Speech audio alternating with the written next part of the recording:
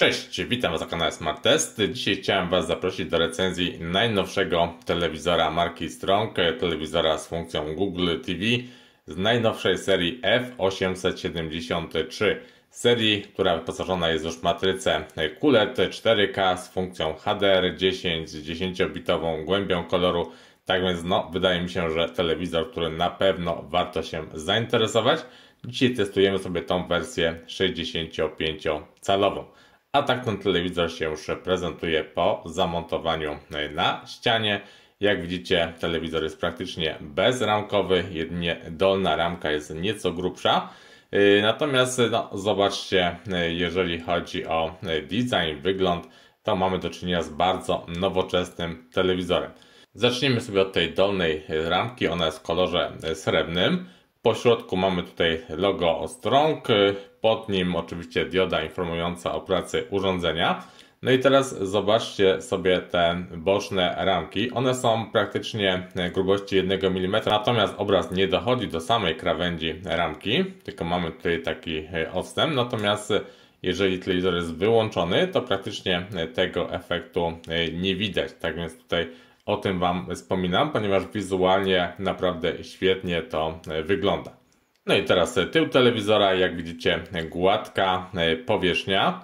Mamy tutaj oczywiście możliwość zawieszenia tego telewizora na uchwycie.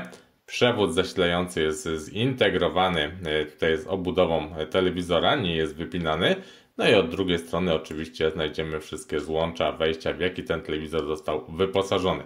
Jeżeli chodzi o złącza, to mamy gniazdo Common Interface do płatnych telewizji, złącze USB, złącze anteny telewizji satelitarnej, anteny telewizji naziemnej, złącze HDMI, no i od spodu złącze optyczne, drugie USB, złącze sieciowe czy złącza HDMI oraz wejście AV i wyjście słuchawkowe. Od spodu oczywiście głośniki, otwory wentylacyjne. Po środku obok diody LED jest jeden przycisk Power, to jest jedyny przycisk, jaki ten telewizor jest wyposażony. No i oczywiście tutaj po drugiej stronie mamy kolejny głośnik i złącza na nóżki, które umożliwiają postawienie tego telewizora. Całość uzupełnia pilot zdalnego sterowania, również bardzo dobrze wykonany pilot Bluetooth, oczywiście z obsługą asystenta Google z wyszukiwaniem głosowym i przyciskami do aplikacji. No i teraz jeszcze kilka informacji ze strony producenta. No jak widzicie, ten telewizor dostępny jest w trzech wersjach: 50 cali, 55 cali i 65 cali, które dzisiaj sobie testujemy. Oczywiście ta największa atuty to oczywiście ekran QLED 4K z opcją HDR10. Bezramkowy, nowoczesny wygląd to Wam już pokazywałem. No i teraz zobaczmy sobie te najważniejsze parametry techniczne. Częstotliwość odświeżania 50-60 Hz, rozdzielczość rzeczywiście 4K Ultra HD, kąt widzenia 170 stopni, jasność 400 CD na metr kwadratowy, image quality ratio 1400, czas odpowiedzi matrycy 6,5 milisekundy, kontrast 6000:1, oczywiście HDR w wersji 10, stereo AV, dwa głośniki 10W i jeżeli chodzi o tą głębię kolorów 10-bitowa. Telewizor przystosowany jest do odbioru kanałów telewizji naziemnej w systemie DVB-T2, kanałów telewizji cyfrowej oraz kanałów telewizji satelitarnej z możliwością właśnie używania też modułów warunkowego dostępu dla płatnych telewizji. Na pokładzie mamy oczywiście budowane Wi-Fi pracujące zarówno w paśmie 2.4 jak też 5 GHz. Mamy oczywiście też obsługę tej EPG, telegazety, kontrolę rodzicielską, tryb hotelowy. Do telewizji satelitarnej mamy też obsługę DSECA 1.2. No i oczywiście jest też obsługa HBB TV w wersji 2.0.3. Z pozostałych informacji może warto wspomnieć o Bluetooth w wersji 5.0. Grubości, szerokości, wymiary, wagę. Tego Wam tutaj nie będę czytał, to sobie oczywiście możecie tutaj zatrzymać i przeczytać już sami. Natomiast warto może wspomnieć o tym uchwycie do montażu. Jest to VESA w standardzie 300×200. Android w wersji 11, ale to sobie za chwileczkę zobaczymy. Aplikacje wbudowane to też będziemy sobie już na żywo oglądać. O złączach Wam już powiedziałem. Tak więc jeżeli chodzi o informacje techniczne, to by było tyle. Teraz sobie już przejdźmy do testów praktycznych. Ok, telewizor mamy już podłączony, no i tak wygląda jego główny panel, czyli jak widzicie telewizor pracuje pod kontrolą systemu Google TV. Nie tak dawno prezentowałem Wam nieco niższy model telewizora Strong, który pracował pod kontrolą systemu Android TV. Oba systemy nieznacznie się od siebie różnią, tak więc dzisiaj będziecie mogli poznać właśnie ten system Google TV na telewizorach Strong. Sam panel, jak widzicie, składa się z 3 zakładek: dom, aplikacje, biblioteka, czyli typowo jak w każdym systemie Google TV. W moich aplikacjach mamy tutaj wszystkie aplikacje, które sobie zainstalowaliśmy lub takie, które już były zainstalowane w tym telewizorze. Oczywiście tych aplikacji możemy sobie dokładać. To są aplikacje, które mamy już zainstalowane w samym telewizorze. Ja sobie tutaj doinstalowałem kilka aplikacji, o których Wam za chwileczkę jeszcze powiem. Natomiast oczywiście możemy je tutaj zamieniać miejscami, przesuwać, ustawić w takiej kolejności, jaka będzie dla nas najwygodniejsza. Poniżej oczywiście propozycje z poszczególnych aplikacji, takich jak Netflix, Prime Video, filmy Google, czy też tutaj aplikacje YouTube i HBO Max. Natomiast mogą tutaj być też propozycje z jakichś innych aplikacji VOD, które sobie zainstalujecie. Jeżeli chodzi teraz o zakładkę aplikacje, jest to taki typowy sklep Google Play, z którego możecie pobierać sobie i doinstalowywać aplikacje na ten telewizor. Jak widzicie, wszystkie aplikacje VOD są do pobrania, do zainstalowania na tym telewizorze. Też aplikacje tutaj muzyczne, mamy też gry wideo, jak widzieliście. Tyle o aplikacjach. Teraz sobie przejdźmy do ustawień tego telewizora, jego parametrów. Czyli przechodzimy sobie do ustawień. No i teraz zobaczcie. Pierwsza zakładka kanały i wejścia. I jeżeli chodzi o obsługę, no to oczywiście mamy tutaj kanały analogowe, mamy antenę telewizji naziemnej. No i w antenie mamy skanowanie kanałów, skanowanie aktualizacji, pojedyncze skanowanie RF, ręczna aktualizacja usługi, zarządzanie LCN, typy skanowania kanałów. Czy telewizor ma wyszukać wszystkie kanały, czy tylko takie niekodowane, bezpłatne, typ zapisu kanałów. Tak więc tutaj, jak widzicie, wszystkie najważniejsze ustawienia się znalazły. Podobnie to wygląda, jeżeli chodzi o telewizję kablową. Tutaj niemal identycznie, jak widzicie. No i oczywiście telewizja satelitarna. Również jeżeli macie taką antenę podłączoną, to będziecie mogli sobie takie kanały wyszukiwać bezpośrednio na telewizorze. Automatyczna aktualizacja kanałów i komunikaty o aktualizacji kanałów to możemy sobie włączyć dodatkowo.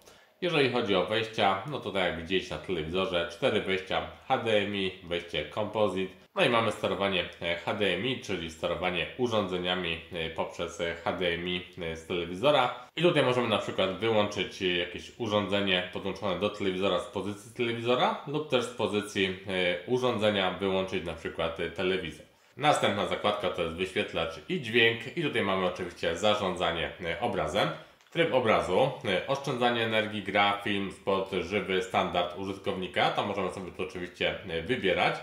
Następnie automatyczne poświetlenie i tutaj możemy sobie wybrać poziom wysoki, średni, niski lub też wyłączyć to automatyczne podświetlenie.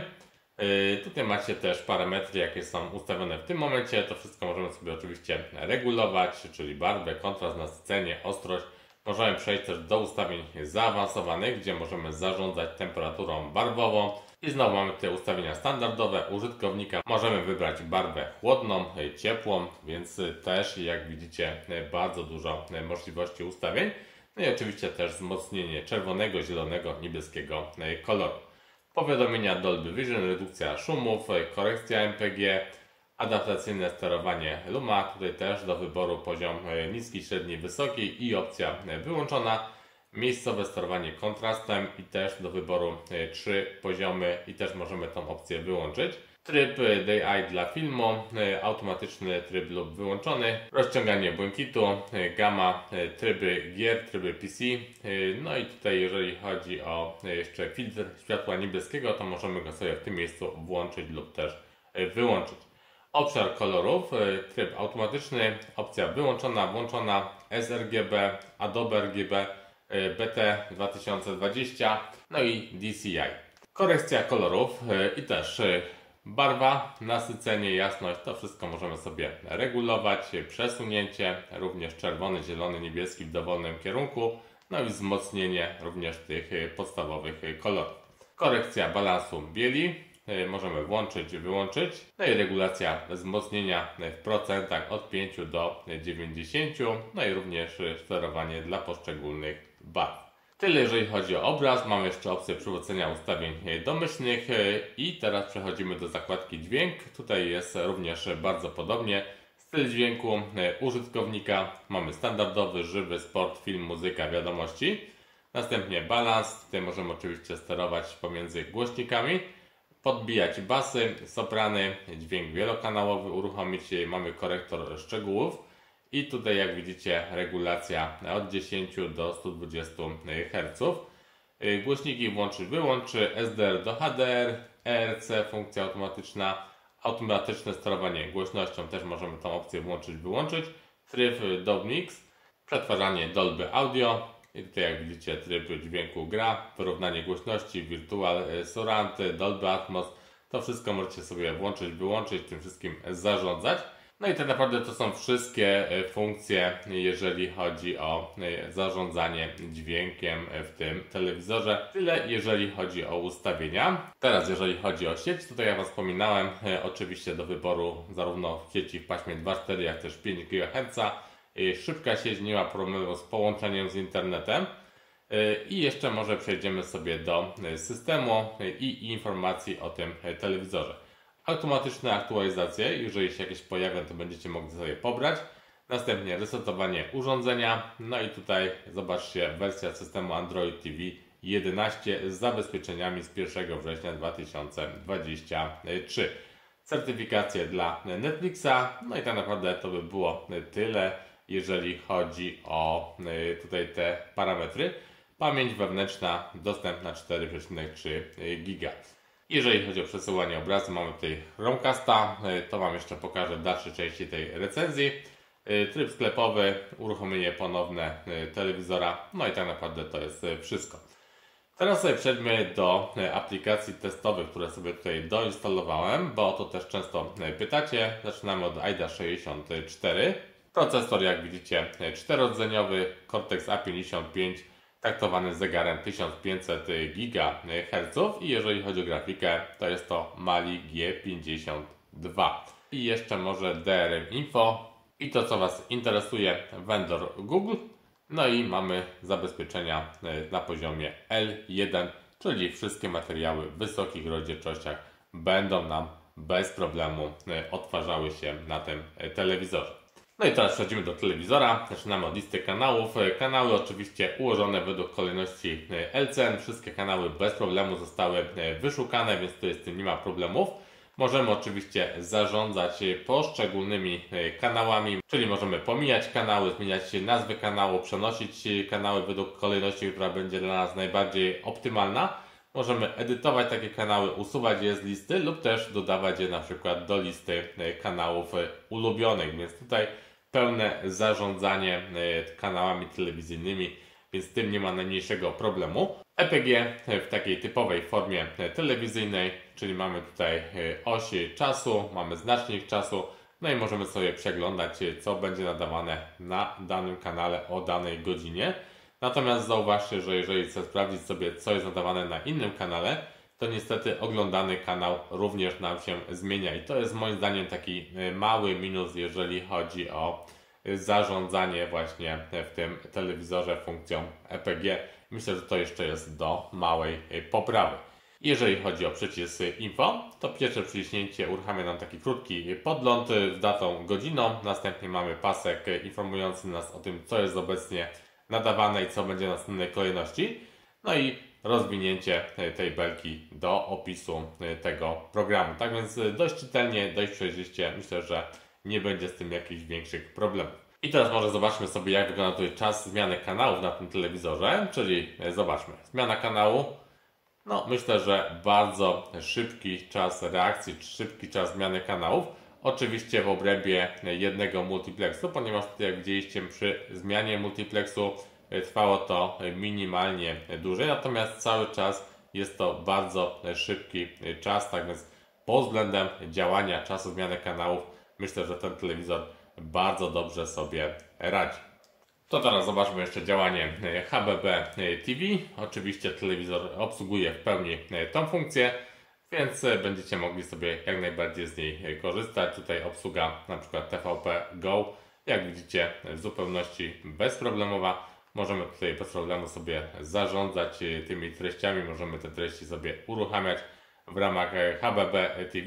Również jeżeli chodzi o te kanały nadawane w ramach HBB TV, również nie ma problemów, jeżeli chodzi o ich obsługę.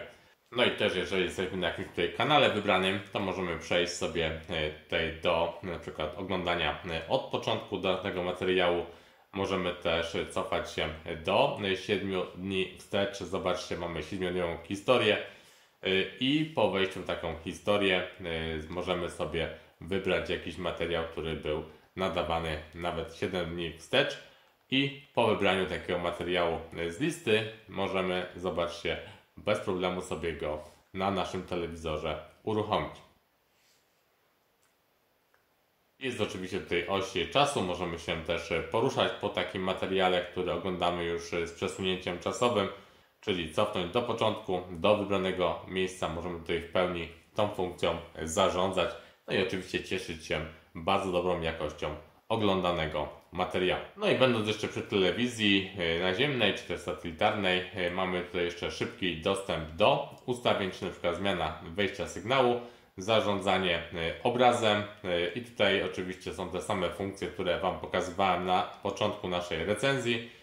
Następnie mamy też zarządzanie dźwiękiem, no i mamy ustawienia też zasilania, czyli mamy na przykład minutnik, zasypianie po jakim czasie, obraz wyłączony, minutnik wyłączony, automatyczne uśpienie po określonym czasie, więc tutaj z tego dolnego paska, z tego dolnego menu możecie tymi funkcjami sobie zarządzać. Tutaj też jest kontrola rodzicielska, zarządzanie obsługą karty dostępu warunkowego w przypadku telewizji satelitarnej, no i opcje zaawansowane, w których znajdziecie takie funkcje jak audio, napisy ekranowe, teletekst, wycisz niebieski, automatyczne wyłączenie braku sygnału, zarządzanie też właśnie tą funkcją HBB TV, którą możemy tutaj włączyć, wyłączyć i mamy też informacje o systemie, więc możemy sobie podglądać na przykład poziom sygnału, jakość sygnału telewizyjnego, no i tutaj te poszczególne parametry odnośnie częstotliwości sygnału BER i tak dalej.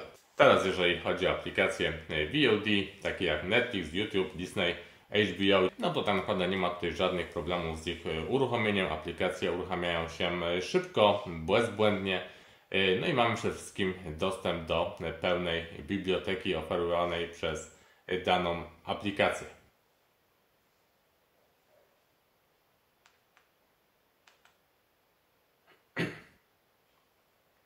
Obsługa w aplikacji również bardzo prosta za pomocą pilota zdalnego sterowania. Tutaj bardzo łatwe sterowanie, wybieranie poszczególnych pozycji.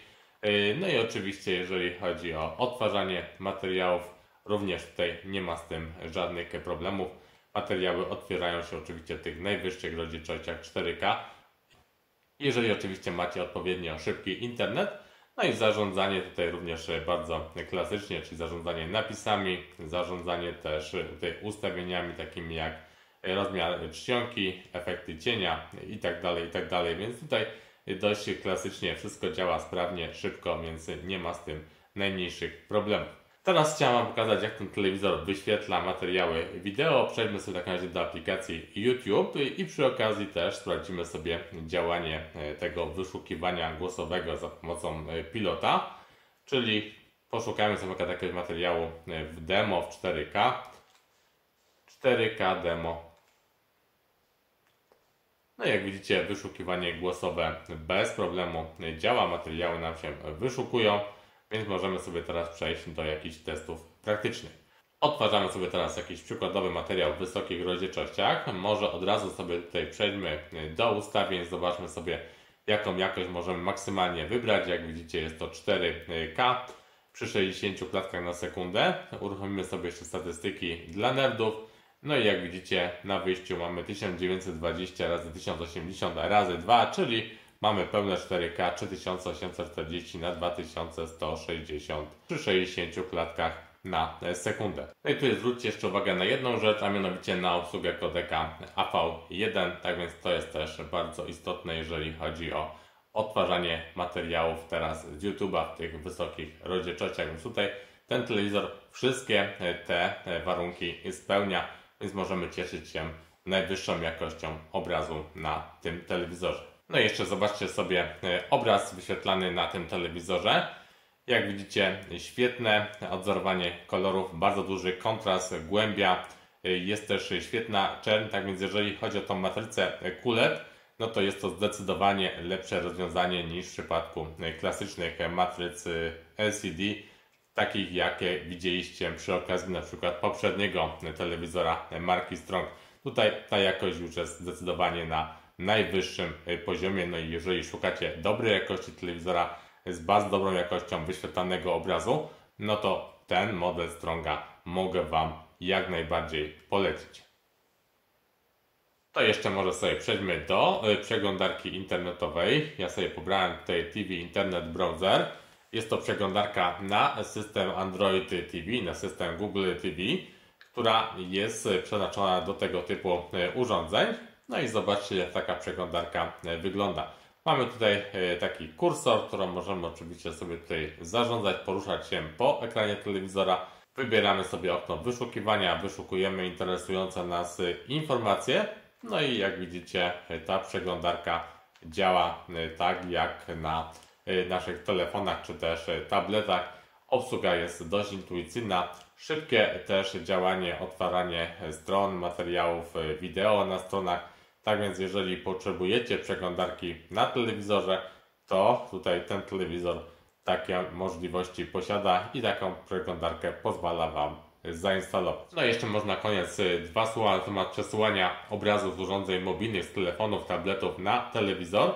Możemy to oczywiście zrobić na dwa sposoby, za pomocą Chromecasta i za pomocą udostępniania ekranu, czyli tej aplikacji MultiShare. Tak ona wygląda i jest tutaj dostępna zarówno na telefony z systemem Android, jak też iOS. Tak więc z każdego z tych urządzeń będziecie mogli Wasz ekran przesłać bezpośrednio na telewizor. No i oczywiście też możecie w pełni korzystać z funkcji Chromecasta, czyli wysyłać sobie z telefonu materiały na telewizor, na przykład z aplikacji YouTube. I teraz na telefonie w aplikacji na przykład YouTube wybieramy sobie udostępnianie ekranu, wybieramy nasz telewizor, w tym przypadku salon i jak widzicie automatycznie na telewizorze uruchamia nam się aplikacja YouTube i uruchamia nam się wybrany przez nas materiał wideo. Tak więc jak widzicie możemy teraz z tej pozycji telefonu zarządzać tym materiałem, zatrzymywać, cofać. Mamy tutaj pełną kontrolę nad naszym telewizorem z pozycji telefonu.